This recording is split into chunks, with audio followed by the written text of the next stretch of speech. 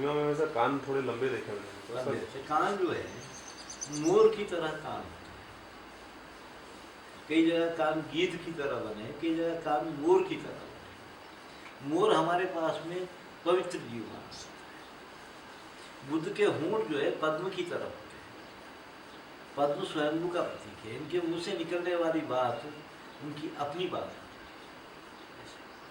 बुद्ध की आंखें जो बनती है वो एक चिड़िया बना करके अगर उसका मुंह और सारा करके जो हिस्सा बचता है वो बुद्ध की आंखें।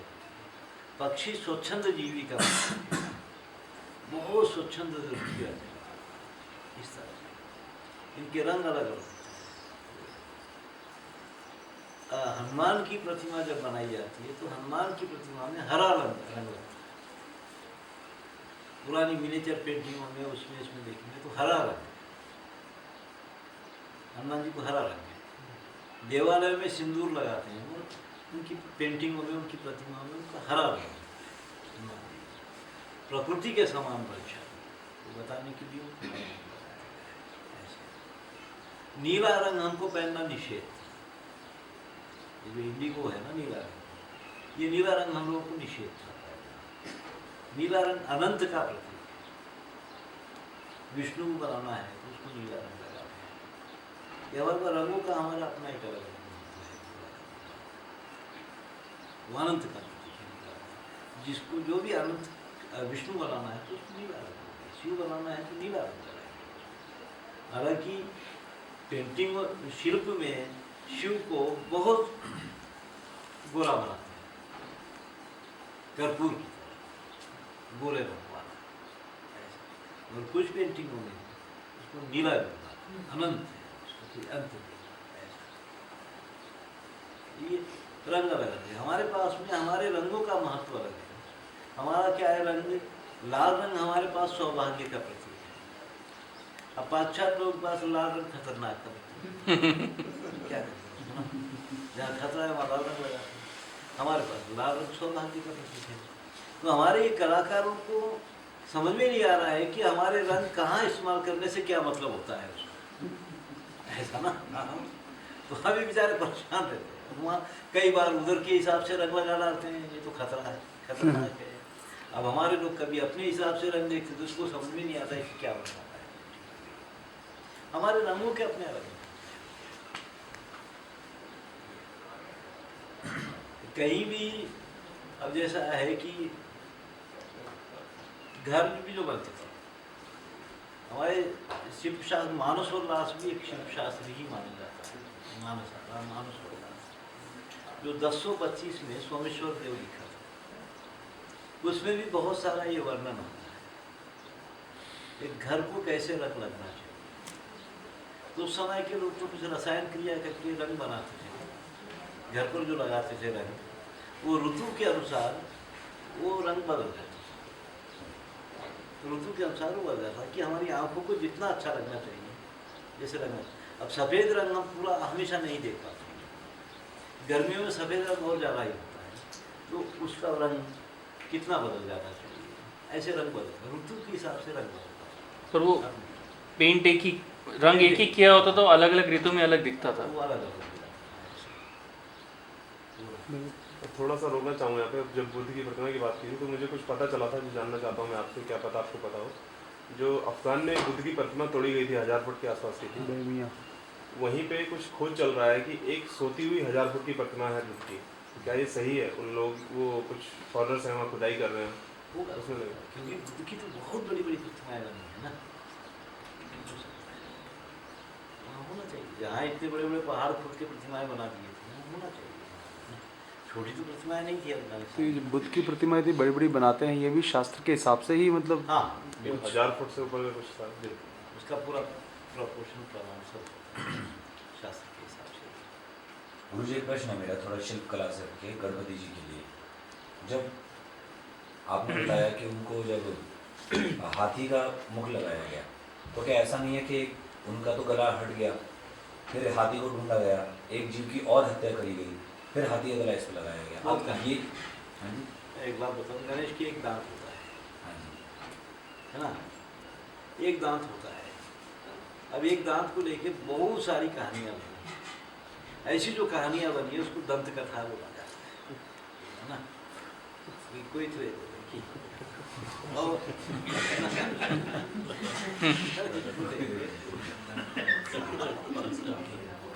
एक कहानी तो शिवदत्त जी ये भी है कि गणेश जब महाभारत लिखने लगे तो उनकी कलम रुकी तो दांत तोड़ के लिखी। एक कहानी तो ये भी है कि जब गजासुर राक्षस हुआ तो उसको मार, वो जो वरदान लेके रखा था कि मैं किसी हथियार से नहीं मारूंगा, तो दांत तोड़ के उसको मारे। दांत हथियार से नहीं माना जाता ना, दांत तोड़ के। और एक कहानी में ये भी आता है कि कार्तिकेय उनका दांत तोड़ा चिड़ में। एक कहानी में परशुराम उनका दांत काटा। एक कहानी में जब सारे देवता रावण के पास में थे, नौकरी करते थे सब रावण के पास में, तो उस समय गणेश भी वहाँ थे। खाता लिखने के लिए इनको बैठा के रखा, ये वो खाता तो अभी खाते लिखते बैठे थे। तो एक दिन मंदोदरी की कंगी घूम गई, तो मंदोदरी बोलती है कि रावण को मेरे को श्रेष्ठ हाथी दांत की कंगी बना के दो। अभी तो श्रेष्ठ हाथी दांत कहाँ से लाएंगे? गया इसका दांत पर देखो, इससे श्रेष्ठ तो क्या रहता हाथी दांत उसकी कंगी बना के मंदोदरी को दिया। दंत कथा हाँ, ये दंत कथा बहुत कहानियाँ, कोई एक फिट बैठेगी। ये दंत कथा हाँ? इसीलिए दंत कथा से दंत तो ये कथा हर किसी को कथा को दंत कथा बोलने लग जाते हैं लोग। हाँ? हर कथा को दंत तो कथा ऐसी जो कहानी है जिसका कोई सर पैर नहीं होता, इसको भी दंत कथा लगता है, तो इनको दंत कथा बोला जाता है। गणेश जी के एक दांत के बारे में कितनी कहानी है, किसको सही माने, है ना? सब अपनी अपनी जगह सही है, ऐसे ना। वो दंत कथा बहुत चलती है ना। तो ये शिल्प शास्त्र ये सारी चीजें है बहुत मजेदार। हमारे पास में बहुत बड़ी विद्या है। तो गुरु जी आज क्या स्थिति है? ये सब सारी विद्या मतलब कितनी मतलब प्रतिशत बचा है कुछ इसमें से? नहीं, ये सारी चीजें जिनके जिनके शास्त्र बचे हुए हैं, हाँ हाँ, शास्त्र है वो तो बच। अच्छा शिल्प शास्त्र रहने की वजह से जी। आज बहुत सारे देवालय फिर उस शास्त्र के हिसाब से बनने लग गए, बहुत सारे। नहीं तो बीच में 100-150 साल में जितने देवालय बने हैं हमारे पास में, उनका कोई सिर मुंह नहीं होता था, कैसे भी बन गए, काम चलाऊ थे पूरे के पूरे। जी जी मगर अब दक्षिण के जो देवालय बन रहे हैं बहुत शिल्प शास्त्र के अनुसार बन रहे हैं। उड़ीसा के बहुत देवालय बहुत शिल्प शास्त्र के अनुसार बन रहे हैं। शिल्प शास्त्र फिर खड़ा हुआ है अपने हिसाब से ना, लोग बनवा भी रहे हैं। मगर अब जो हर एक जगह पे आकर के जो उसका जो परिवर्तन होता था वो अब नहीं हो रहा है। वास्तव में हर इलाके के घास रखने का जो ढंग होता था उसका देवालय उसी डिजाइन में बनाया जाता था, ऐसे वो दिखाई देता था। अभी हमारे इलाके के जितने देवालय हैं, हिमालपंथी देवालय, इनका डिजाइन पूरा एकदम अलग है, क्योंकि हमारे इलाके में घास के ढेर अभी भी जैसा रखे जाते हैं उस देवालय में, उसमें कोई फर्क नहीं है। तो आप लोग ये जानते नहीं, भौगोलिक क्षेत्र के अनुसार देवालय को बनाना या घर को बनाना ये नहीं जानते, उसके हिसाब से परिवर्तन नहीं हुआ है। तो यही संस्कृति है, हैं? इसी में संस्कृति का वो तत्व छुपा हुआ। तो हमारे पास में तो वो बनता था भौगोलिक क्षेत्र का सूत्र एक है, सिद्धांत एक है, मगर अपने सारे आसपास की सारी चीज़ों को देख करके जो उसको बनाना है, तो उसको निर्माण करना है, वो सौंदर्य दृष्टि मानी जाती है ना। जो आप गृह शास्त्र की बात कर, घर की बात कर रहे थे, ऐसे घर क्या अभी हैं जो देखे जा सके? क्या घर गृह शास्त्र बताया आपने कि उसका कलर इस तरह से बदलता था, नहीं, ऐसा नहीं। अब तो जो थोड़े बहुत घर थे वो भी गायब हो गए। इस इलाके में कहाँ दिखाई दे रहा है कोई घर ना, पूरा देहरादून से यहाँ आते जाओ तो सब सफ़ेद सफ़ेद दिखाई दे रहा है। यहाँ के कुछ गांव दिख रहे हैं, जो थोड़े बहुत घर दिख रहे हैं, जो पहाड़ों से अलग नहीं है, उससे मिलते जुलते हैं ना। अब बाकी तो और घर तो एकदम अलग है और उसे नहीं है। मगर शास्त्र जिन जिन की चीज़ों के रह गए हैं वो कुछ कुछ चीज़ें बच गई। इसलिए मैं लोगों को बहुत जल्दी जल्दी बोल रहा हूँ कि बहुत सारी कारागिरियाँ हैं, इनके शास्त्र बना दिए जाए, जिनके शास्त्र हमको नहीं दिखाई दे उनके शास्त्र जल्दी जल्दी तैयार कर लेना। कुम्हारी काम का एक शास्त्र बनना है, बढ़ई के काम का शास्त्र बनना है। शास्त्र बना लेंगे तो शायद कुछ चीज़ें रह जाएंगी। नहीं तो खत्म हो जाएंगे। शास्त्र अगर है ठीक है, कारीगर भी खत्म हो जाएंगे, मगर 1000 साल के बाद भी उसको खड़ा कर लिया जा सकता है, तो फिर हो जाएगा। शास्त्र नहीं, फिर खत्म हो जाएगा। इसलिए सबको मैं बहुत बोल रहा हूँ कि जल्दी जल्दी, जितना भी जल्दी हो सके, हर कारीगरी का शास्त्र बढ़ाओ। एक जगह भी कहीं बन जाता है तो हो जाता है। अब जैसे बढ़ाईगिरी का शास्त्र, लोग बड़ी समस्या कि गुरु जी दक्षिण में हम और उत्तर हिंदुस्तान में हम, दोनों में तो जमीन आसमान है। मीनू चाय के लिए बोल दो गुरुजी। नहीं गुरुजी के लिए। अरे जिनको पीना है पिएंगे ना, नहीं पिएंगे सब। या तो फिर बोलना पड़ेगा ब्रेक 1 बजे खाने का सोचा है, 1 हाँ, ठीक है, बजे जब भी आप मेरे को थोड़ी पिला। हाँ, वो और अब जैसे है कि भागवत का सूत्र पूरे हिंदुस्तान में एक, प्रपोर्शन अलग है, मगर सूत्र तो एक है। ऊंचाइयों के हिसाब से प्रपोर्शन अलग हो सकते हैं, उनके प्रमाण अलग हो सकते हैं, मगर सूत्र तो एक। खटिया पूरे हिंदुस्तान में, खटिया का सूत्र है क्या है, जैसे एक उदाहरण दे। अब जैसे खटिया बनती है, खटिया तो 4 पाँव से और उसका है, मगर वो उसकी ऊंचाई और चौड़ाई अपने अपने हिसाब से हर जगह है ना। हल बनता है कि कितने एंगल पे उसका मोड़ होना चाहिए, क्या वो सूत्र एक है। वो पूरे हिंदुस्तान में प्रोपोर्शन अलग है, बैलों के हिसाब से, आदमी की ऊंचाई के हिसाब से वो अलग होता है। सूत्र तो एक है ना। कहीं एक जगह भी कोई अगर ये बना करके रख डाले शास्त्र ये सारी चीजों की, तो रह जाए, ये विद्याएं रह जाए। अभी बहुत सारी कारागिरी हमारे पास भी कभी रहे होंगे इनके भी शास्त्र, तो अब दिखते नहीं। ग्राम देव अभी शिल्प शास्त्र में तो देवी देवताओं की प्रतिमाओं के है, बहुत सारे मूर्ति विज्ञान है, रूप ध्यान रत्नावली में तो हजारों देवताओं के रूपों के बारे में है, मगर ग्राम देवताओं का शिल्प शास्त्र हमको दिखता है। ग्राम देवता भी तो हैं बहुत सारे, ऐसी बहुत सारी चीजें हैं, इनका कर लेना चाहिए। आप एक लेक्चर में बता रहे थे गुरुजी की तमिलनाडु में एक जगह है जहाँ पर 40,000 शास्त्र हैं, पर वो लोग उनको पढ़ने के लिए नहीं दे रहे तंजौर में हैं। पड़े हुए हैं। तंजौर, तो उनमें भी नहीं है ये सब। होना चाहिए।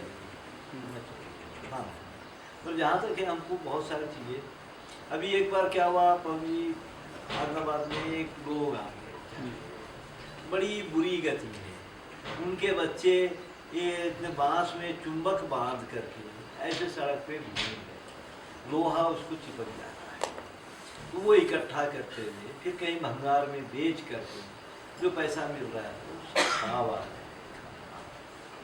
वो उनकी औरतें भी घूम रही है इधर उधर, वो जहाँ मांस वास की दुकानें थी वहाँ जो बेकार का जो फेंक दिया जाता है सारा मांस वो इकट्ठा करके लाए, वो पक बड़ी, तो वो सरदार जी है ना, वो सरदार जी बोला मेरे को बोला कि मुझे एक तरह के लोग आए, उनकी औरतें सब पे बड़ा अच्छा बात है, तो हम दोनों भागे कि चलो कहाँ ठहरे हुए जा करके देखा।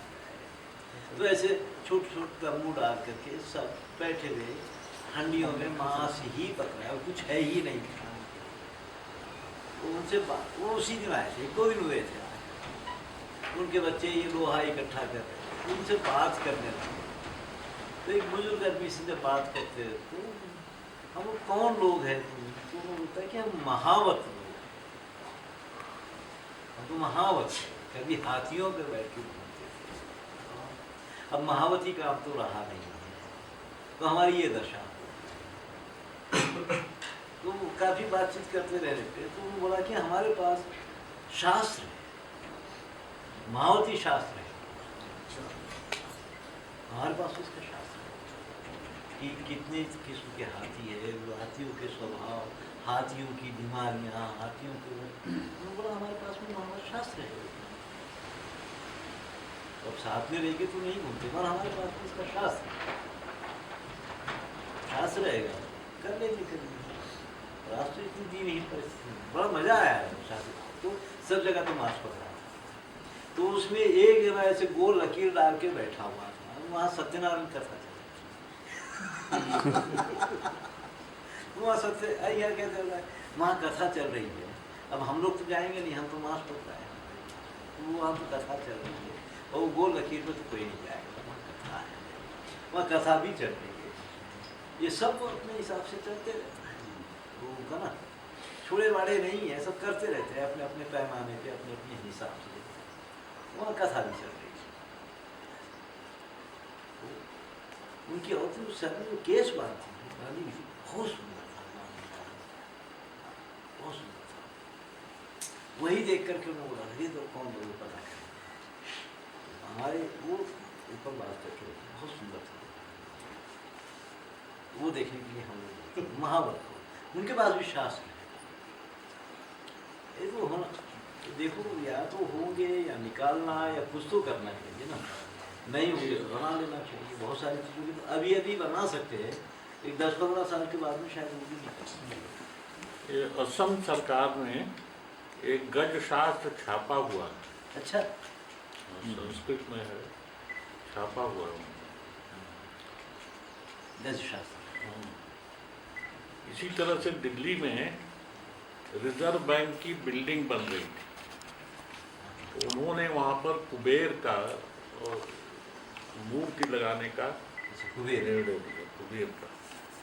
तो राम किंकर बैग को ये काम सौंपा, तो 2 साल के भीतर उन्हें काम पूरा करना था। तो वो उसके लिए शिला ढूंढने एक गढ़वाल अल्मोड़ा वगैरह ढूंढते रहे, वो साल भर तक उनको शिला ही नहीं मिली। तो बड़े लोग फेर में थे कि पता नहीं बना पाएंगे कि नहीं। तो अंत में 13-14 महीने बाद उनको गढ़वाल में कहीं वो शिलाएँ मिली। अब उसको वहाँ से लाने की समस्या हो गई, क्योंकि वहाँ रास्ता नहीं जाता था। तो किसी तरह से बहुत लंबा क्रेन लाया गया, क्रेन से वो शिलाएँ उठाई गई, फिर उनको ट्रक पर लादा गया, फिर दिल्ली पहुँची वो शिलाएँ, तब उन्होंने बनाना शुरू किया। वो ध्यान किया या नहीं, लेकिन जब हम लोग देखने जाते थे कैसे बना रहे हैं तो हमेशा मस्त रहते थे पिए। तो बड़ी सुंदर प्रतिमाएं अंततः बनी। वो दिल्ली में पार्लियामेंट स्ट्रीट पर जो रिजर्व बैंक का ऑफिस है उसके सामने, हाँ उसके सामने लगी हुई। वो ये शांति निकेतन में भी रहे ना आपके? हाँ शांति निकेतन के ही। शांति निकेतन। वो जो आपने किताब पढ़ने बोला था अंधेरी रात के तारे, उसमें जिक्र है उनके उसमें जिक्र है ना, वो जो बुद्ध की प्रतिमा बनाई थी उन्होंने, तो वो खुश नहीं थे उससे। हाँ। वो फिर वो इधर उधर बहुत व्याकुल होकर घूम रहे थे। तो रविन्द्रनाथ टैगोर ने बोला ये जब तक पूरा ठीक नहीं कर देगा जैसे ही होगा ऐसे छोड़ दो। फिर उन्होंने सुजाता की एक प्रतिमा बनाई बुद्ध के सामने, फिर जाके वो शांत। बात होता है कि बहुत सारी चीज़ों के शास्त्र हैं, जिनके शास्त्र है वो तो रह जाए सारी चीज़ें। शिल्पशास्त्र फिर खड़ा हो गया, हर प्रतिमा अगला बड़े इससे बन रही है, मगर वो निष्ठाओं से बन रही है ऐसा नहीं होता है। क्योंकि पहले बनाने वाला तो वो अपने देवता की प्रतिमा बनाता था, आज बनाने वाला अपने देवता की प्रतिमा नहीं बनाता ना, वो वेंकटेश्वर की बनाता है, किसी और की प्रतिमा। तो उसमें वो जो चीज़ आना चाहिए वो नहीं है, तो फर्क होता है। बनाने वाले की नीयत पता चलता है। हम लोग तो प्रतिमाओं को देख करके भी ये पहचान सकते हैं कि ये प्रतिमा बनाने वाले लोग खुद कैसे रहे होंगे, वो लोग कैसे रहे होंगे वो पता चलता है। कैसे बता देते? हाँ, कैसे बता देते? कोई उदाहरण? अब जैसे बहुत सारी प्रतिमाएं हैं, वो प्रतिमा अब जैसे हमारे पास के हैं कई आकार जो बने हुए, मुंह के आकार यू के आकार के, कई वी में बने ऐसा। तो ये उनके हाथ, उनके वो सब प्रपोर्शन देखने के बाद में लगता है कि इनको बनाने वाले अच्छे तांत्रिक लोग हैं, खुद तंत्र विज्ञान में। अब वही कुछ प्रतिमाओं को देखने के बाद में लगता है कि इसका बनाने वाला आदमी अपने आप को बहुत उस समय पे सुसभ्य मानता अलग, वो अपने आप में बहुत सुंदर रहता था, वो लगता है उसकी अपनी बनावट कैसी, उसका अपना कैसा स्वभाव कैसे, मेरा वो लगता है। लक्षण का कुछ झलकता होगा ना, उस मूर्ति में झलकता होगा झलकता होगा भाई क्या है कि आपने कैसे बनाया है उसको। क्योंकि हम लोग बहुत देखे हैं ना ये जो काम करने, मेरा जो काम करने का ढंग रहा है पवन जी, अब मैं बहुत काम तो सीखा हूँ, बहुत तरह के काम सीखा हूँ, लोहारी काम से लेकर के हर तरह का काम सीखा हूँ और उनके बीच में रह करके ही सीखा हूँ। पत्थर छीलना था तो पत्थर की छेनियाँ तैयार करना है तो लोहारों के बीच में बैठ करके, तो ये इसको जो पानी दिया जाता है, टेम्पर दिया जाता है छेनियों को, कितने ढंग से दिया जाता है बाप। अब कुछ छेनियों को पानी से टेम्पर दिया जाता है, कुछ को तेल से दिया जाता है, कुछ को सींग से दिया जाता है, हिरण के सींग से, अलग अलग है सब टेम्पर देने के ढंग है। कईयों को पत्थरों के बीच में तपा करके उसको टेम्पर दिया, ये अलग अलग है। इसका कारण क्या होता है? इसका कारण क्या है, कौन से पत्थर पे काम करना है, कौन सा? तो उसके लिए कैसे पानी चढ़ाने से टिकी है। ग्रेनाइट पे काम करना है तो उसका टेम्पर देने का ढंग अलग है, उसको तेल में टेम्पर देना है। बांस पे काम करना है, कत्ता वत्ता बनाना है, बांस का कत्ता बनाना है, उसको सिंक से टेम्पर, सिंक से उसको पानी चढ़ाना। किसका सिंह? है इसका बांस काटने की करते हो, अब तुम लोग करते हो पर तुम्हारे करते करते थोड़ी है। नहीं सींग किसका? हिरण का, हिरण के सिंह से। वो तो है अपने पास में। ये काफी अच्छा ये था कि किसको किस चीज से करना है, वो बहुत गहरा। उसमें भी अब हमारे इलाके में और इलाके में भी हो सकता है, हम मंगलवार के दिन, गुरुवार के दिन, ऐसे कुछ दिन है, उस दिन कुल्हाड़ी को पानी नहीं चढ़ाएगा। उस दिन कुल्हाड़ी को अगर टेम्पर देंगे तो अमावस्या के दिन जब लकड़ी काटेंगे तो उसमें कीड़ा वो लोग वो बड़ा पाबंदी करते हैं, ये गड़बड़ हो गया। टेम्पर देने के लिए दिन एक बार देखते हैं। यहाँ कृष्ण पक्ष में फसल नहीं काटते हैं, या वो भी नहीं काटेंगे, पेड़ भी नहीं काटते, शुक्ल पक्ष में नहीं काटेंगे, कृष्ण पक्ष में हाँ, कृष्ण काटेगा, शुक्ल में डालेंगे, बीज शुक्ल में डालेंगे। बीज डालने के अपने पद्धति है। बीज बहुत सारी नक्षत्रों को देख करके बीज डाले जाते हैं, बहुत सारे बीज पंचमी को डाले जाते हैं। जितने बेल होते हैं, बेलों के बीज पंचमी के दिन लगाया जाता है, कोई नौवीं को लगाते, पेड़ नौवीं को लगाया जाता है। गुरुजी जो आपने बोला तंत्र वाले उनके वो उनके मुंह के आकार वी के और यू के जैसे दिखते थे, ऐसा मानते हैं कि जो तंत्र को मानने वाले लोग? नहीं, वो लगता है हमको कि किस तरह के स्वभाव के लोग। ये वी और यू का तंत्र से नहीं, वो तो उनके जो होता है, जो यंत्र जो रहता है। और क्या गुरुजी थोड़ा आप रंगों के ऊपर जैसे बता रहे थे, ये आजकल तो गुरुजी सारा केमिकल रंग ही मिल रहा है, और भारत में एक समय था जब सारा नेचुरल रंग ही होता था। यहाँ तक कि अभी जहाँ हम स्कूल में पढ़ा रहे हैं वहाँ जर्मनी से रंग इंपोर्ट करते हैं वो लोग, 5 शीशियों का 2500 रुपया रेट है, नेचुरल है वो कहते हैं। अभी रंगों के बारे में कुछ बताइए कि कैसे ये बना लो ना, रंग बनाने में बहुत तो है यहाँ पे। इनके पास में जगदा बहुत मास्टर, वो तो पकड़ पकड़ के सिखाती है रंग बनाना। 22 शेड निकाले बाद में। कितने? 22। कर्नाटक चंद्रमौली हुए मास्टर थे, बहुत सारे लोग हैं। अभी रंगों के तो काफी लोग हैं काम करने वाले। गुरुजी एक ज्ञान की बात हमें राजीव भाई को सुनते हुए पता चला कि पेंट बनाने का तरीका गाय के गोबर से, जिससे पेंट करने के बाद आपके घर में रेडिएशन भी ना हो, तो ये क्या कोई किस तरह का ज्ञान था या वो तो क्या विज्ञान की क्या बात है, मुझे उतना पता नहीं ना। गाय के गोबर को भी, गोमूत्र को भी पेंट रंगों में इस्तेमाल तो कर रहे हैं। गाय गोमूत्र से क्या है, पहले क्या होता है, गाय के पेशाब पकड़ पकड़ के सुखाते थे, सुखा कर के उससे पीला रंग तैयार करते थे। गौमूत्र से पीला रंग बनाते थे पेंटिंग में लगाने के लिए। कई बार क्या था कि गाय पीला पेशाब करे, इसलिए उसको आम के पत्ते खिलाते थे। आम के पत्ते खिलाते थे।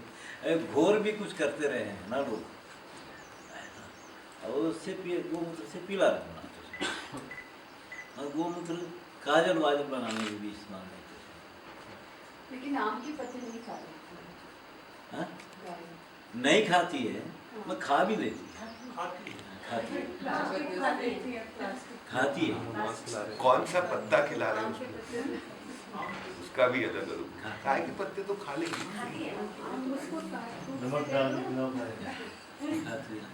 और उसके पेशाब से पीला रंग जरूर बनाते। बांस को भी रंग देते वक्त गोमूत्र में डुबो के रखना, गोबर में डुबो के रखना, या मिट्टी में कीचड़ में डुबो के रखना, उससे कलर काफी बदलते हैं। हमारी कारीगरियाँ जितनी भी चलती हैं, हर कारीगरी में गाय की कोई ना कोई चीज़ का उपयोग है। तो कारीगरियाँ खत्म हो गई तो गाय का मांस खत्म हमारे पास। सुनील जी, आप कलर्स क्यों बनाते हैं? आप बैम्बू को कलर डालते हैं?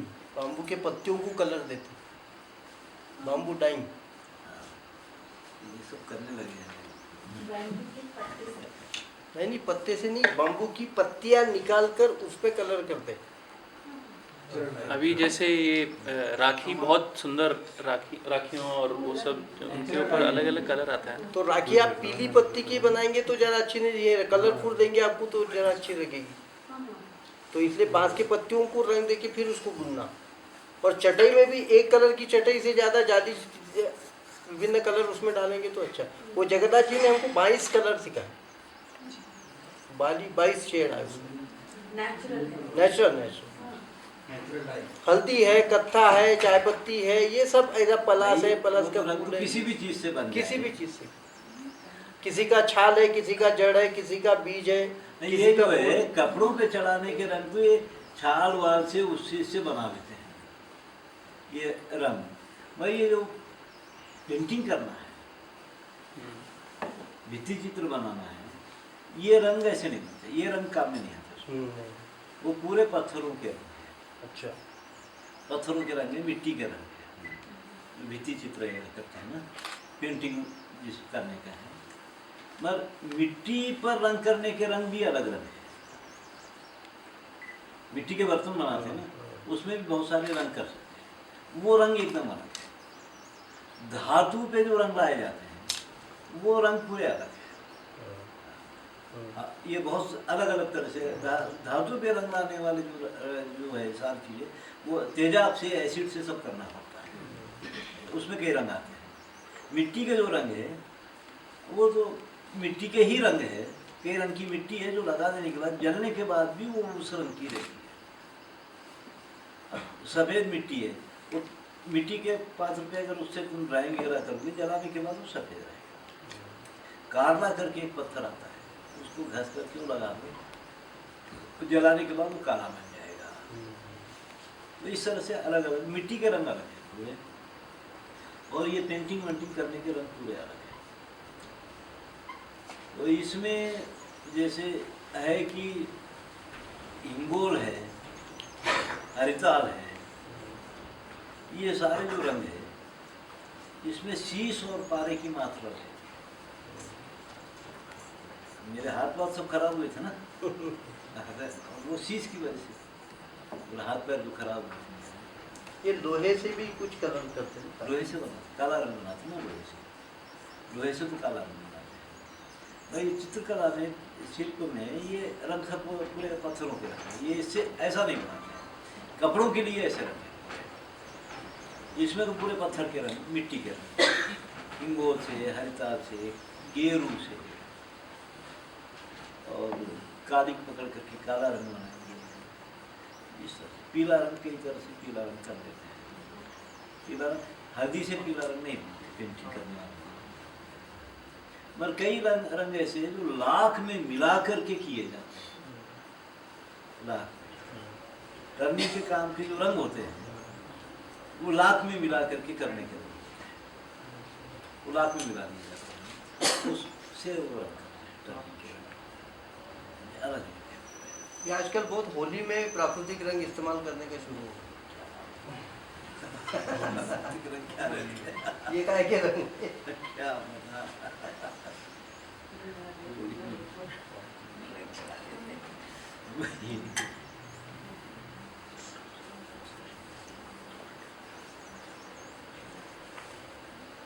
गुरुजी होली में इतना कलर्स यूज करते थे पहले? होली में ज़्यादा पलाश का, दूसरा गुलाब वाला, गुलाब इस्तेमाल करते थे। अरे पलाश उस समय होता है पलाश, और होली पूरे हिंदुस्तान में नहीं खेली जाती ना। आंध्रा में तो होली नहीं है, तेलंगाना में है, आंध्रा में होली नहीं है। आंध्रा में वसंत पंचमी के दिन रंग खेला जाता है, वसंता है ना, वसंत पंचमी के दिन आंध्रा में रंग खेला जाता है। तेलंगाना में होली होती है, और तेलंगाना में होली नहीं जलाई जाती है। तेलंगाना में काम दहन होता है, कामड़ू पुन्नम बोलते हैं उसको, वहाँ काम दहन होता है उसी दिन। उसी दिन। उत्तर हिंदुस्तान में होलिका दहन होता है, हमारे पास काम दहन होता है। हैदराबाद में नाथुराम दहन होता है। पता नहीं, नाथुराम का दहन होता है वहाँ पे। नहीं, ये नाथुराम कोई अरे कि नाथुराम कारिंगू, नाथुराम कारिंगू, नाथुराम जल गया, नाथुराम जल गया, वहाँ पे पता नहीं नाथुराम को होली वाली नहीं होते ऐसे। काम यहाँ ये कहानी प्रहलाद के साथ चलती है। होलिका प्रहलाद की बुआ, वो आग में लेके बैठी थी, वो जल गई थी। हमारे पास में काम था। अच्छा, ये हिरण्यकश्यप क्या था, असुर की दैत्य? ये दैत्य थे ना, ये दैत्य। ये कैसे दैत्य, असुर, राक्षस, ये क्या अलग अलग जातियाँ थी? दानव। और उसका डिस्ट्रीब्यूशन कुछ समझ में आ रहा है, कहाँ था हिंदुस्तान में, किस तरह से रहे हैं? सभी जगह रहे हैं। ये तो देखो आपकी बात है, राम को पैदा होके ही 9 लाख साल हो गए। 9 लाख साल, 9 लाख साल हम तो राम का जन्मदिन तो 9 लाख कुछ हजार सालों का मनाते हैं, है ना। ये तो सब उसके पहले के रूप है, मगर ये रहते जरूर है किसी न किसी रूप में। हिरण्याक्ष है, हिरण्यकशिपु। गुरुजी 9 लाख साल का ये कैसे हिसाब करते हैं? नहीं, हमारे पंचांग ज्योतिष के हिसाब से। आजकल के लोग तो कार्बन डेटिंग को कहते हैं 7000 साल पुराने हैं राम, श्री राम को 7000 साल पुराना बताते हैं। वो तो बहुत मतलब आधुनिक वैज्ञानिक के हिसाब, वैज्ञानिकों के हिसाब से। हाँ, वो तो गलत, हमें पता है वो गलत है। ये दुनिया, अब नेहरू भी जो भारत एक खोज लिखा है, उसमें तो 5000 साल का ही लिखा है। बिल्कुल। दुनिया बन के 5000 साल की है, उसी में ये सारे युग बता दिया जी। उस टाइम के तो यहाँ के सभी लोग वो 5000 साल ही माने। राहुल भी 5000 साल ही लिखा है ना। नहीं, ऐसे हावी तो हो गया, उस समय भी विज्ञान हावी हो गया, ये वैज्ञानिक ना नहीं मानते। दुनिया बन के तो 5000 साल। हाँ हाँ,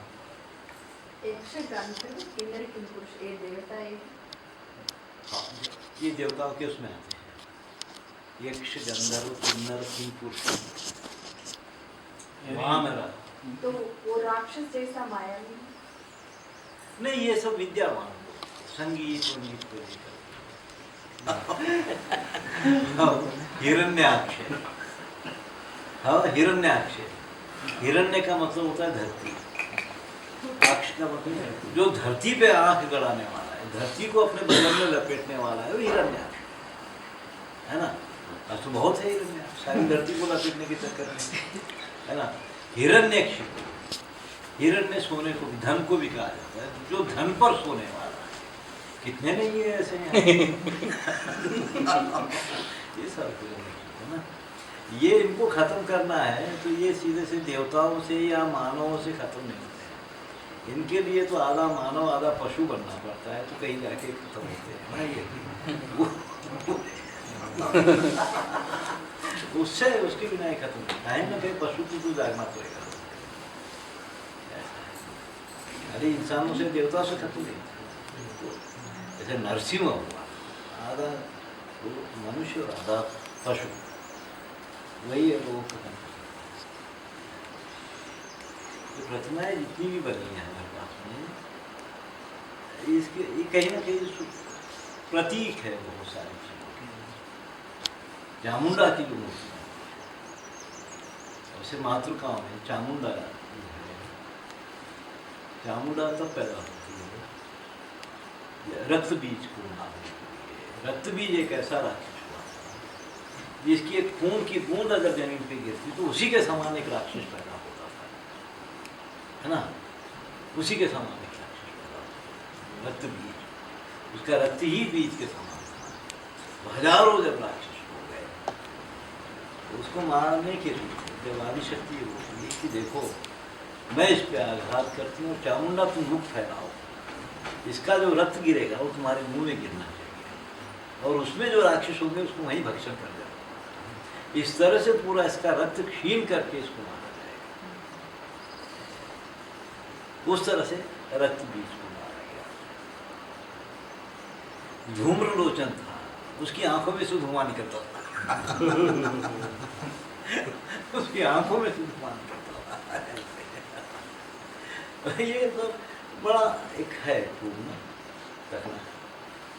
वह जब महिषासुर मर्दिनी महिषासुर का वध करती है तो आखिर में एक बात लिखी जाती है, महिषासुर के वध के बाद आकाश स्वच्छ दिखाई दे, शुद्ध वायु बहने लगी, नदियां अपने मार्ग से बह चली। ऐसे फिर लिखा जाएगा थोड़े समय।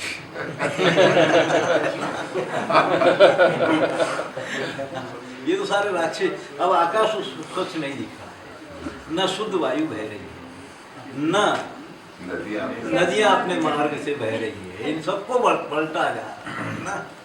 तो ये जो है ये दानवों की व्यवस्था क्या है, देव व्यवस्था और दानव व्यवस्था में एक फर्क है। हमारे गांव के लोग मान देवताओं की तो वो व्यवस्था है, उनको क्या चाहिए वो हमसे मांगो हम दे देंगे। दानों की व्यवस्था ये होती है कि जैसा हम चाहते हैं सब तुमको जीना है, तुम हमको भगवान मानो। और कौन होता है भगवान? वो हमको हम जैसा बोले ऐसा तुमको जीना है। ये दानव व्यवस्था है ना, ये व्यवस्था तुमको जैसा जीना है, जो हमसे जो जरूरत है मांगो हम दे देंगे। वो देव व्यवस्था है, ये चलते रहते हैं दानों की व्यवस्था में। तो ये सब कुछ गड़बड़ होते रहती है। नदियों को अपने मार्ग से नहीं बहने देते, वायु को दूषित करते हैं, पंचमहाभूतों को अपने वश में करते हैं ये दानव। जहाँ बरसात बरसाना बरसाएगी, जहाँ आग बरसाना बरसाएगी, वहाँ पे ये तो सब करते रहेंगे ऐसे ना। मल्टीनेशनल्स फिर यही वही है। पता नहीं अब तुम लोगों के हिसाब से तो होना चाहिए।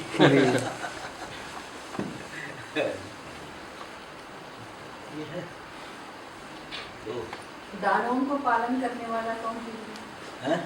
बिकॉज वो कॉर्पोरेट वर्ल्ड इज दानव and we follow them. At least we are, if we do that at least we become दानव, बट वी आर फॉलोइंग दानव। राइट है समझ। आज जाने अनजाने पूरा शिल्प शास्त्र की बात चल रही है ना। नहीं गुरुजी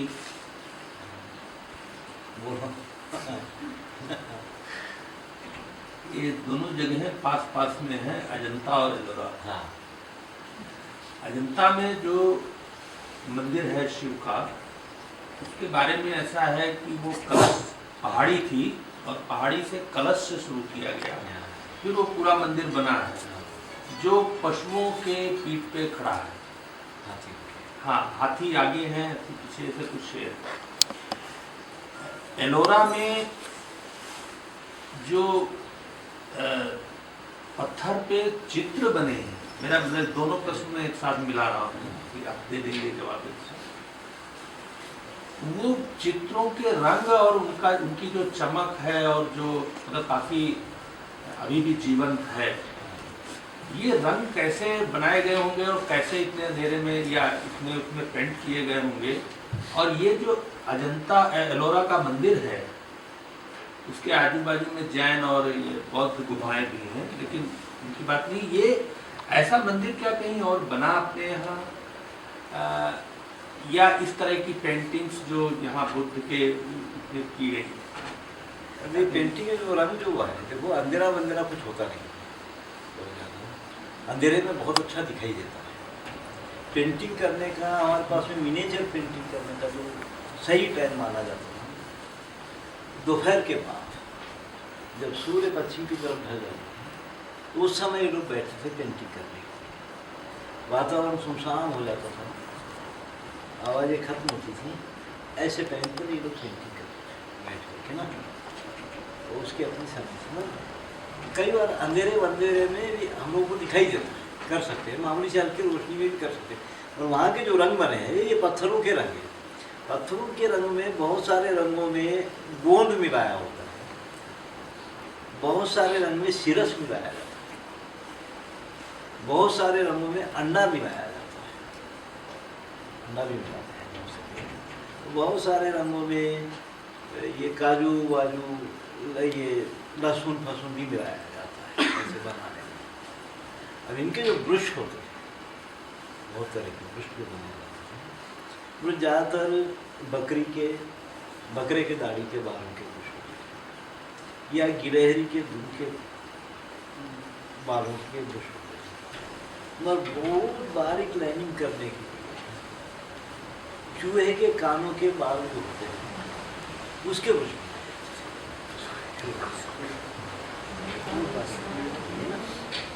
उसके वो रंग पीसना बहुत पीस करके तैयार करना, जितना ज़्यादा पीसेंगे उतना बहुत बारीक लगेंगे। तो ये रंग पत्थरों के रंग होने की वजह से इसमें जैसे आधुनिक पेंटिंग में शेडिंग का काम होता है, शेड का काम, ये रंग वो रंग गिरा के शेड किया जाता है, ऐसा उसमें होता है। उसमें सारी चीज़ें लाइनों से चलती है, शेड उसमें लाइनों से चलती है, एक के ऊपर एक रंग चढ़ते जाते हैं, एक दूसरे में रंग मिलते नहीं, पत्थर के रंग एक दूसरे में मिलते नहीं, इस हिसाब से फिर लाइनों से काम। सफ़ेद जो रंग बनता है वो सीपियाँ जो होती है ना, सीपियाँ जो होती है, सीपियों को 3-4 दिन पानी में भिगा करके उसके बाद उसको कूट के उसको पीसा जाता है, उससे वो सफ़ेद रंग।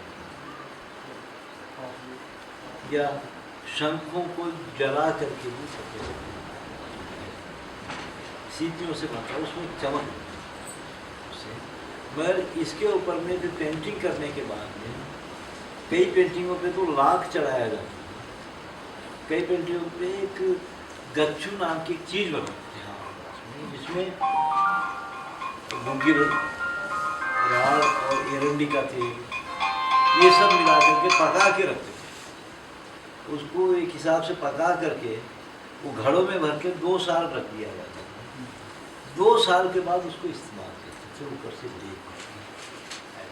तो ये कोई खास कम्युनिटी होगी जो ये सारी चीज़ें रखती होगी जिससे। तो ये क्या है कि कुछ चीज़ों को 2 साल रखना पड़ता है, कुछ 40 दिन रखना पड़ता है, उनका हिसाब था कि इतने दिन रखने के बाद ही क्या।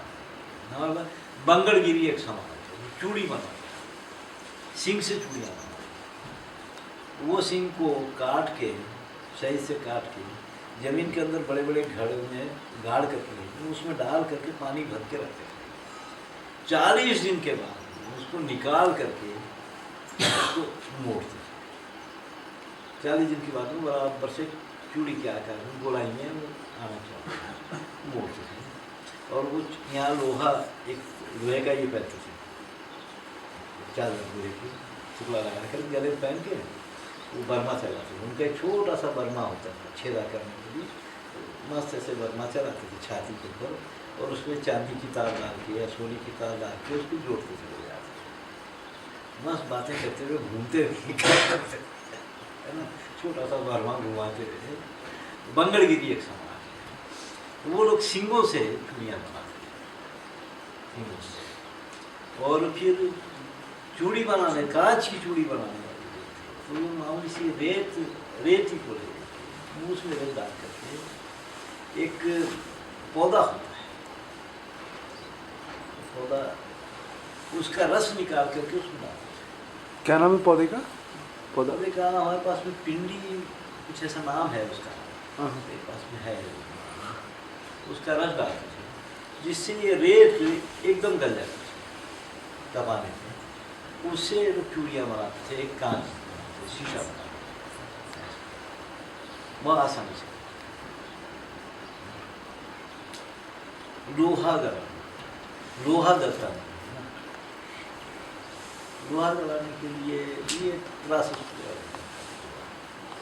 पहले ये राहट वाहट जो है सहज गांव में लोहा गला के डालते, कास्टिंग करते ना, लोहे की कास्टिंग कर डालते, तो ऐसे ही भट्टी लगाए, गलाए लोहा डाल दिए, राहट एगरा ऐसी सारी चीज़ें तैयार है। तो उसके लिए जैसे पता चल रहा है हमारे पास भी पत्थर होता है, बल्कम राइज होती, स्लेट का पत्थर होता है, उससे लिखा जा सकता है, बहुत ही नरम मुलायम पत्थर होता है। उसके अचार की भरनियाँ बनाई जाती हैं, अचार डालने के लिए पात्र बनाए जाते हैं, पूरा टर्निंग करके उसमें अचार भरते रहते हैं, तो उसको बारीक पीस करके रोटी जैसा बना, उसके ऊपर मिट्टी का लेप बात करके उसको भट्टी में डाल के उसको पकाते, कुटम बनाते, उसके बाद उसकी एक भस्म जैसी, लोहे को गलाने के लिए ये भस्म उसमें डालते, जैसे सोने वाले के लिए सुहागा डालते हैं ना, ये भस्म उसमें डालते, जैसे लोहा आसानी से गल जाता है, फिर ये राहत वाट जैसी ऐसा। ये देखने में नहीं है, सुना मैंने वो लोहा गलाते हुए देखा है बिरजा लोगों का, क्योंकि उसमें ये कुछ नहीं डालते थे। लोहा, बिरजा लोग लोहा बनाते, हाँ, पत्थर से लोहा निकालते, पत्थर से लोहा गलाते, पत्थर से लोहा, वो पत्थर से लोहा नहीं बनाते, पत्थर में जो, उस पत्थर में जो मैला है लोहे का, लोहे को छोड़ के वो मैला गल के निकल जाता है ऐसा। और वो लोहा जो इकट्ठा होते जाता है वहाँ पे, कुल्हाड़ी के लिए जितना चाहिए उतना निकल गया तो उतना लेके उसी टाइप का आकार दे देंगे कुल्हाड़ी का, ऐसे कुल्हाड़ी का आकार देते हैं। बाकी जैसे हमारे इलाके में जो बनता था उसमें क्या करते थे लोग, लोहा बना के टुकड़े हैं, ऐसे मिट्टी के बर्तन बना करके वो लोहे का डाल करके उसमें लकड़ी के टुकड़े डालते थे, उसका मुंह पूरा बंद करके बड़ी बड़ी भट्टियों में डालते थे, उसके बाद वो फौलाद बन जाता था, स्टील बन जाता था, उसको जंग नहीं करता, ऐसे करते आसानी से करता। पर इसमें जैसे एक बार आप बलाल को जानते हैं, वो जो IIT बॉम्बे के मेटलर्जी वाले, वो हमको बता रहे थे कि ये अगड़ियों को लेके ये लोग गए थे वहाँ बम्बई में, बोले हमको बना के दिखाओ, तो वो धोती लाना भूल गया था अगड़िया, तो वो बोला तो बनेगा नहीं, तो बोले आग तो जलानी है, हम पंखा लगा देते, वो पंखा लगा दिए और आग जल गई और वो लोहा नहीं बना। नहीं बनता। तो वो बोले कि ये क्या बात है, तो बोला धोपनी नहीं लाओगे तो बनेगा नहीं, क्योंकि आग में प्राण नहीं है, वो धोपनी से प्राण आते हैं, वो अंदर बाहर होती है हवा, तो वो लेके आए, बोले उसका लोहा बन गया। ये लोग को समझ में नहीं आया, वो बलाल बोले मुझे सब अभी तक समझ में नहीं आया क्या बात। नहीं ये वो जो लोहा बनाने का उनकी जो धोपनी उसमें बारीक छेदा होता है, उस छेदे से बराबर हवा जाना होता है, वो ब्लोर से या किसी और से उस प्रमाण पे नहीं जाती है, वो कहाँ लगना है वो इसका उसका अपना एक पैमाना है।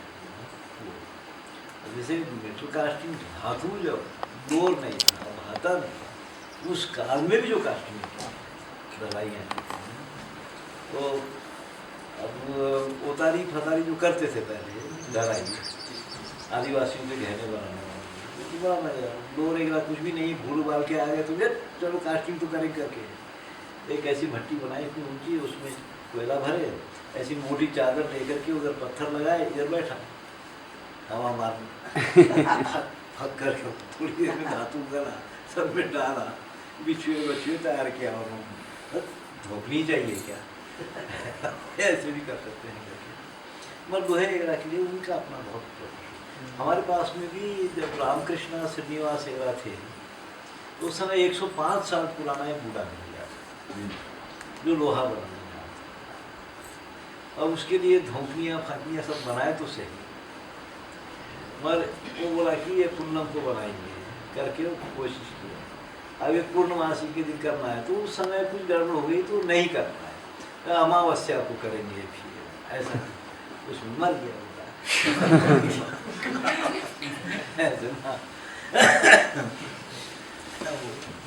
वहाँ भी वो अभी अभी सॉरी वहाँ भी महेश जैन के वो 90 साल के थे नकुल जी, उनको फिर प्रेरित करके वो करवाया गया था। उनकी पत्नी और वो दोनों 9 किलो आयरन ओर डालते थे उसमें, 6 घंटे वो महिला उसके ऊपर खड़ी रहती थी चब्बे के ऊपर, और ये बाबा सिर्फ वो आयरन ओर सिर्फ हिलाते थे और 1 किलो लोहा करता था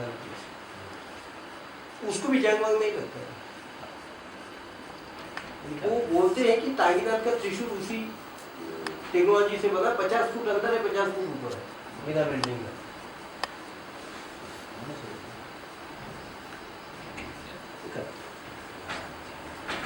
अभी जो आप बोल रहे 105 साल का होकर कोलर था क्या? कोलार था वो मानने बोलते कोलार। उस टाइम तो इतनी गड़बड़ी चल रही थी ना, गुलाम यही काम करते। कोलार अभी कोई है गुरुजी ऐसे जिनको ये है ज्ञान? नहीं, हमारे पास ट्रेडिशन कोई नहीं, मध्य प्रदेश में होना चाहिए, झारखंड में ट्रेडिशनली ऐसे जो बनाने हैं। बिशनपुर डिस्ट्रिक्ट में क्या करोगे? मुश्किल है। प्रदर्शनी हाँ डेमोस्ट्रेशन नहीं प्रदर्शनी ऐसे ना मेरे को बड़ा बुरा लगता है कि ऐसा बुला के ला के प्रदर्शनियाँ, अरे तो वो बड़ी गलत बात है। बड़ा मुश्किल गुरुजी नगु मिर्जा को लाया नागपुर में, एमएलए हॉस्टल के बगल में वो दक्षिण मध्य संस्कृति के 97 का कारीगर मंत्र, और वो भट्टी उट्टी बनाई, वो बोले अब इसको जाना पड़ता, और वहाँ सब ये अहिंसावादी लोग, और वो बोले जब तक मुर्गी की बलि नहीं देंगे तब तक ये तो होना है। और वो मुर्गा लाया और वो देखने वाले गजब, वो देख रहे थे क्या करता है, कुछ नहीं, आंखों में अंगूठा दबाया खत्म कर दिया उसको और भट्टी जला। तब तक होगा ही नहीं, बोले बहुत लोग बहस की उसके साथ, ये नहीं वो नहीं ऐसा कर लो, अपनी पद्धति है। वो बोले ये पूजा की है मगर मैं करूंगा ही नहीं, बोले भट्टी नहीं जली। तो नई जगह भट्टी बजा रहे करना वो करना हमारी पद्धति है। क्या करना? एनिमल को देखो मुझसे बातें बलि देना नहीं, हमारा पद्धति है। वो सारी चीजें है, बहुत कुछ है, बहुत कुछ होता है, बहुत कुछ नहीं भी होता। अच्छा ये थोड़ा कार्यक्रम थोड़ा सबसे मिलके तय कर लें। अभी 1 बजे अपने खाने पे जाएंगे, फिर कितने बजे बैठना है, कैसे बैठना है, सब तय मिलके तय। सुबह कितने बजे शुरू करना है, फिर कब बैठना है, कब बैठना है, चाय के लिए ब्रेक। मैंने तो सब खुला छोड़ा है, जैसे सबकी राय हो। एक तो मुझे ये लग रहा है लोग पढ़ेंगे वो कुछ सुनने में थोड़ा पीछे कम, अभी और इससे भी ज्यादा होंगे लोग। हाँ कल तो कुछ तो माइक या कुछ तो करना होगा, कुछ सुनाएंगे। अच्छा है क्या अपने पास माइक है क्या? आंसू सुने यही ना बात है? वहाँ तक है तो बस कल लगा देना। एक गड़ी बनाए, छोटी छोटी गड़ियाँ बनाए, और हर गड़ी के साथ 10-10 तालाब बनाए, अपनी व्यवस्था बना दी। और वहाँ ये था कि निजाम को तो टैक्स देना पड़ता था, मगर इनको टैक्स वसूलने के लिए जगह नहीं कैसे, वहाँ तो शरण में गए थे ना, तो उसमें धीरे धीरे आज़ादी के पहले तक भी, हमारे बचपन तक भी, एक गोंड औरत शरीर पे 2 किलो चांदी तो पहनती थी कम से कम। बड़ा जबरदस्त इनका गहना होता था, चांदी का गहना, सोने का गहना, और चांदी ज़्यादा पहनते थे। 2 किलो चांदी तो एक होती थी एक औरत के शरीर में। हाँ, आज़ादी के बाद फिर क्या हुआ? अब आज़ादी को हमारे पास तो 1980 के बाद फिर धीरे धीरे सबकी दुर्गति। अब तो किसी के वहाँ तोला चांदी भी नहीं निकलती है। इतना सुंदर गहना था इनका अपना, बहुत सुंदर गहना। क्यों दुर्गति क्यों हुई? समाज से रिश्ता कट गया। टेक्नोलॉजी बदलने के बाद एकदम समाज से रिश्ता कट गया इनका। जब ये गोंड आकर के वहाँ बसने के बाद जब ये रहने लग गए वहाँ, तो इनको आहार की कमी नहीं थी। एक तो ये अपनी कुछ व्यवस्थाएं बना लिए थे, दूसरे क्या था कि हमारे इलाके के जितने पशु है वो इनके पास रहते थे। दूध वाले पशु अपने घर पे रख करके बाकी पशु इनके पास दे देते थे। तो जंगल में ये लोग उसको संभालते थे, जिसके लिए इनको अनाज मिलता था। आज भी वहाँ चालू है, अनाज मिलता था, हजारों जानवर इनके पास। उसकी खाद वो लोग इकट्ठा करते थे। पशु मर गया तो उसका चमड़ा निकाल के रखते थे। किस गांव का पशु मरा है उस गांव के चमड़े अलग अलग रखते थे, सींग अलग रखते थे, ये सब। तो समझो उस समय जब चर्मकारी का काम चलता था, चमड़े का काम चलता था, चमड़े के काम की मांग बहुत थी किसी रूप में। चमड़े की लड़ाइयों का सामान पूरा चमड़े का, घोड़े की जीन चमड़े की, टांगे में चमड़ा लगता था। चमड़े के काम की मांग बहुत थी और रॉ मेटेरियल बहुत कम था। मरे हुए पशु के चमड़े से ही बनाना है, रॉ मेटेरियल कम है और उसकी मांग ज़्यादा है, तो फिर वो काम करने वाले कारीगरों की क्या मर्यादा रहती है ना। लोग इनकी ठुड्डी पकड़ते हुए पीछे घूमते रहते थे इनके। भाई आरना होता है ना, आरना, आरना वो चमड़े की रस्सी होती है जो हल में बांधते हैं। वो बहुत महत्वशाली रस्सी होती थी ना, उसके पीछे बड़े बड़े लोग इनके पीछे घूमते रहते थे। उसके लिए पीछे पड़ जाएंगे, भैया आरना दे दो हमको। तो आरना चमड़े से बनाई हुई रस्सी। और जब ये क्या होता था कि इनको जब चमड़ा होना होता था, मैं जब ये देखा कि इनके पास इतनी चांदी कहाँ से आई, जंगल में जी रहे, इतनी चांदी कहाँ से, क्या जड़ी बूटियों से तैयार करते हैं क्या, है ना। तो अगर किसी को चमड़ा चाहिए तो उनके पास जाता, चांदी दे करके चमड़ा लेकर आता। बंगड़गिरी समाज के लोग सिंग लाने गए, चांदी दे करके सिंग लेकर के आते थे। खाद चांदी दे करके लोग खाद ले जाते थे इनके पास। और फिर ये लोग एक घास होती थी, सुगंधित घास, उसका वो घास काट के रखते थे। तो करीमनगर वरंगल के इलाके के व्यापारी लोग आते थे, चांदी दे के घास लेते थे।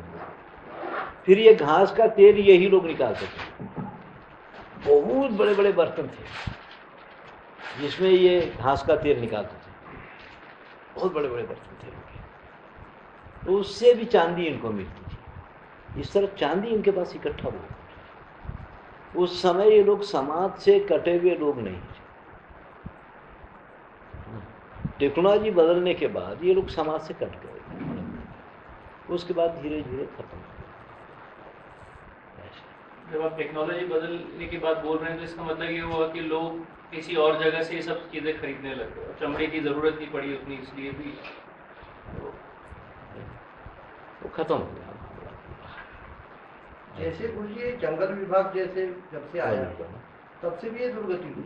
वन विभाग आने के बाद तो कत्था बनाने वाले लोग आदिवासी बने, लोहा बनाने वाले लोग आदिवासी बने।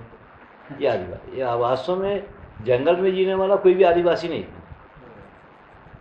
कोई भी आदिवासी तो नहीं था। आदिवासी शब्द ही कहाँ था? हाँ वही शब्द ही नहीं था। वनवासी, वनवासी भी नहीं, कोई शब्द नहीं था। सबका अपना अपना जाति के हिसाब में था। ऐसा ना, वनवासी भी नहीं मानता। ये तो आप ये जो ये ट्रांसपोर्टर वालों की, लंबाड़ों की बात करते हैं ना, लंबाड़े भी जो है, अब ये तो गोंड है, कोलाम है, कातकारी है, ये सब लंबाड़े भी इसी तरह से आदिवासी बने हैं ना। लंबाड़े तो ट्रांसपोर्टिंग का काम करते थे पूरा। ये आदिवासी के ट्रक और ट्रेन निकलने के बाद इनका धंधा चौपट हो गया। तो 1 लाख जानवर जिसके पास रहते थे वो लाखा बंजारा माना जाता था ऐसे। तो आगे कर ये चालू हो गया है क्या? ये चालू कुछ ऐसा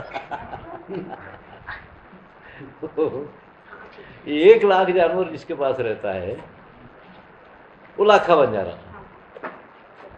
तो ये इनका बहुत नमक का व्यापार ये लोग करते थे। समुद्र से नमक लेकर के अफगानिस्तान तक चले गए, वहाँ से मेवे लेकर के दक्षिण तक आ गए। लंबाड़ों के बहुत नाम थे। लंबाड़ा नाम था, हमारी आपस में अपने आप को गोरमाठी बोलते हैं।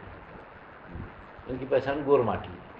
आपस में मिलेंगे तो कौन सी गोरमाठी से बोलते हैं। गोरमाठी वो तो खत्म, अपना आदमी इनका। सुगाली, बहारिया, बल्दिया, इनके अलग अलग नाम थे।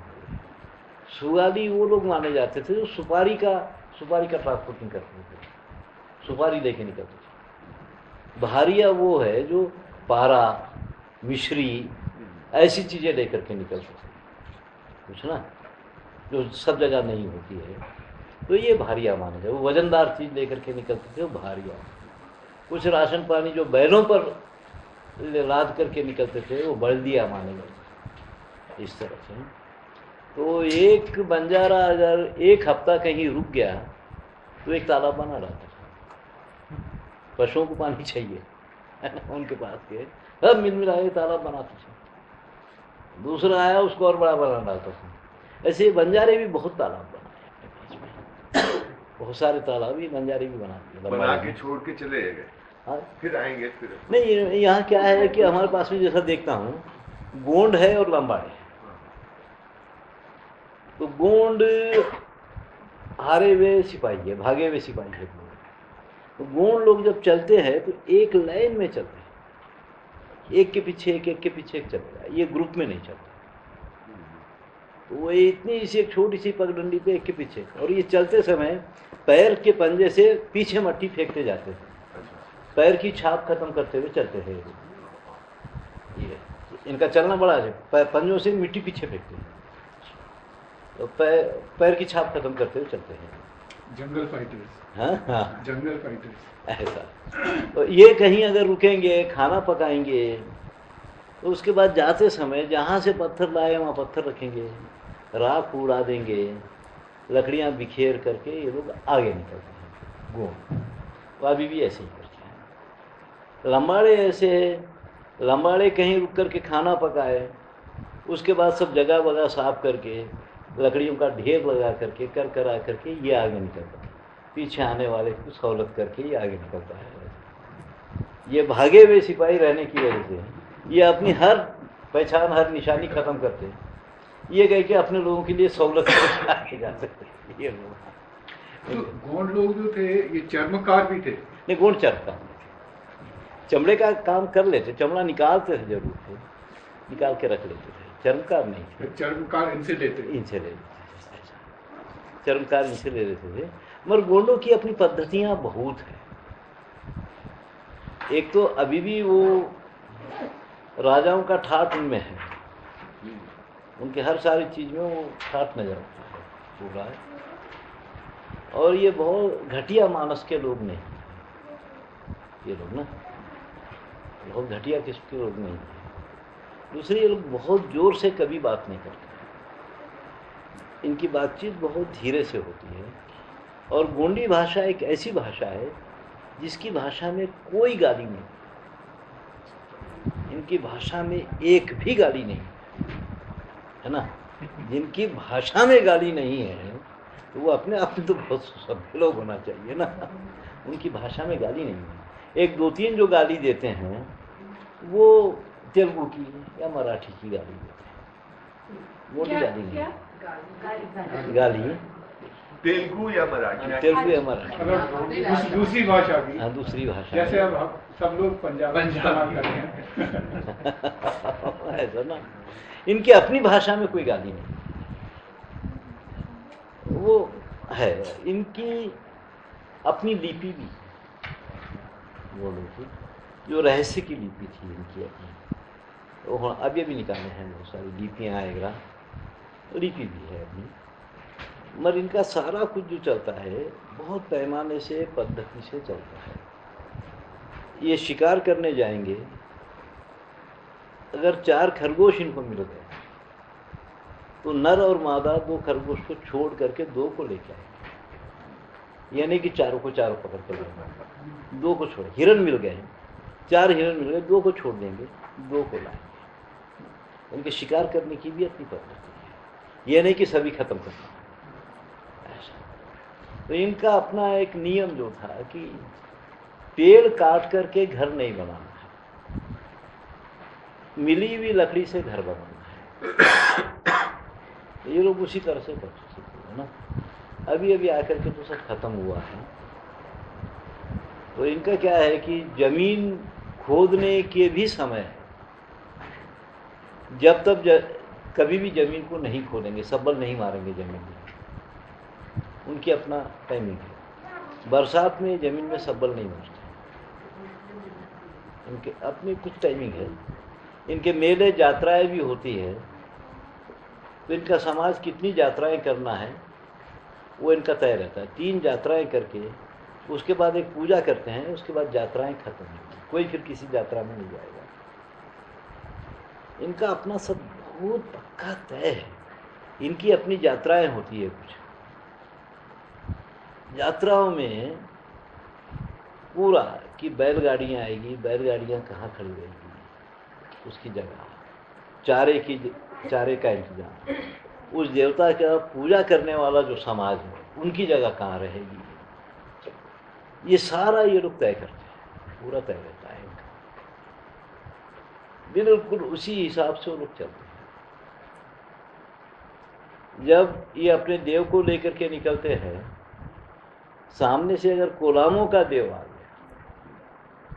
तो ये अपने देव को लेकर के बाजू में हट जाते, कोलामों के देव को निकलने लगे। कोलाम इनसे पहले का समाज है, कोलाम इनके पहले का समाज वहाँ जीता है, इसलिए उनके देव का ये लोग मान करते हैं। ये देव पहले निकलेगा, बाद में अपना देव निकलेगा। ये सारी समझ वो लोगों में बहुत तकलीफ है। तो उनके 16 वाद्य और 18 ताल हैं। उनके अपने 16 वाद्य हैं पूरे। 16 वाद्य मतलब वाद्य यंत्र? वाद्य यंत्र ऐसे 16 वाद्य यंत्र है उनके अपने, सबको बजाने का अपना अपना ढंग है। मगर उनके वाद्य बजाने वाले भी उनका समाज है। प्रधान लोग होते हैं जो वाद्य बजाते हैं।